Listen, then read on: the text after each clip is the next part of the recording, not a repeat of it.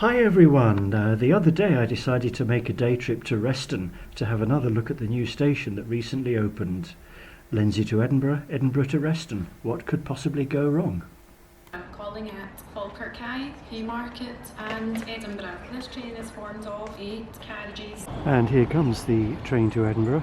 Edinburgh trains only call at Lindsay in the rush hours. Well, this is the 9 o'clock from Glasgow to Edinburgh, which was previously a peak hour train, and as you can see it's not particularly busy. Yes, the government want to close station ticket offices because allegedly people don't use them anymore. Well, there's a few here at Edinburgh Waverley. Most of the trains that go to Reston are Trans-Pennine, and many Trans-Pennine trains are cancelled at short notice. The ScotRail service from Edinburgh to Dunbar often goes from platform 3, a poky little platform beyond the cycle sheds, or behind the cycle sheds as we used to say at school. And there goes Inazuma, courtesy of LNER and Hitachi.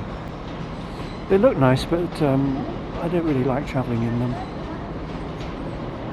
Well, my original intention had been to go to Reston, but due to a large number of cancellations, as usual by Trans-Pennine, I was unable to do that, so I've been to Dunbar instead.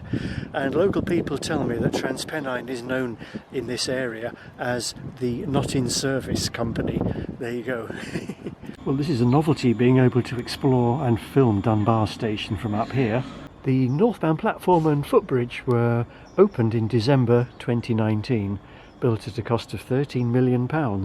The platform is 271 metres long. Well, you can't see all of it because it's on a curve. There's another shot of the northbound platform.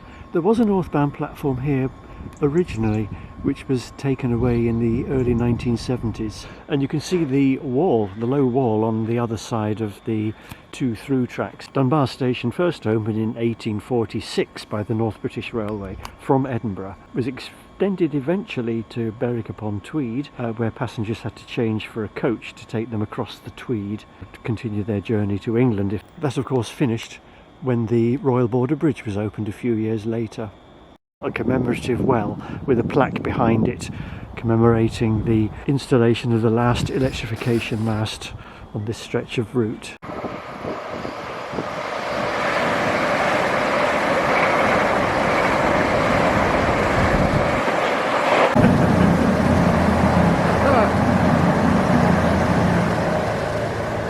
And of course it's also a very good vantage point for train spotters, as you've just seen and heard, I think.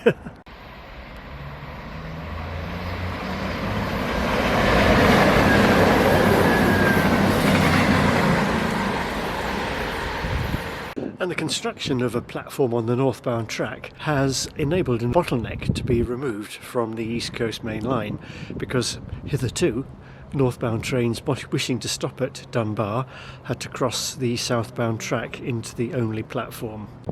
So to remove such a bottleneck for only £13 million with a accessibility footbridge thrown in seems to be good value for money, and one wonders if the same logic could not have been applied to the West Coast Main Line before the HS2 was authorised. The HS2 was justified partly on the basis of capacity problems on the West Coast Main Line, the need to provide increased capacity.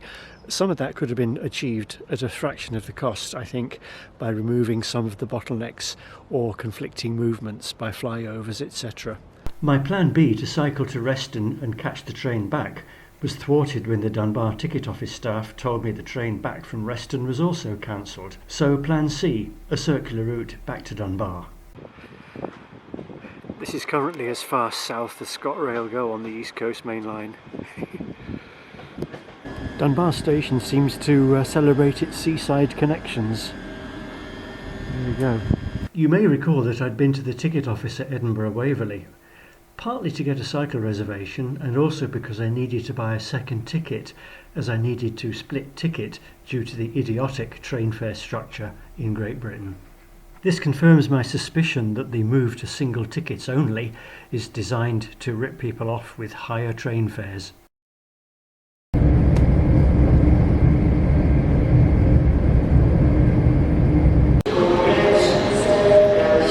Running for the train. Thanks for watching, and if you'd like to buy me a coffee as a reward for making these lovely films, please see the link here to Ko-fi.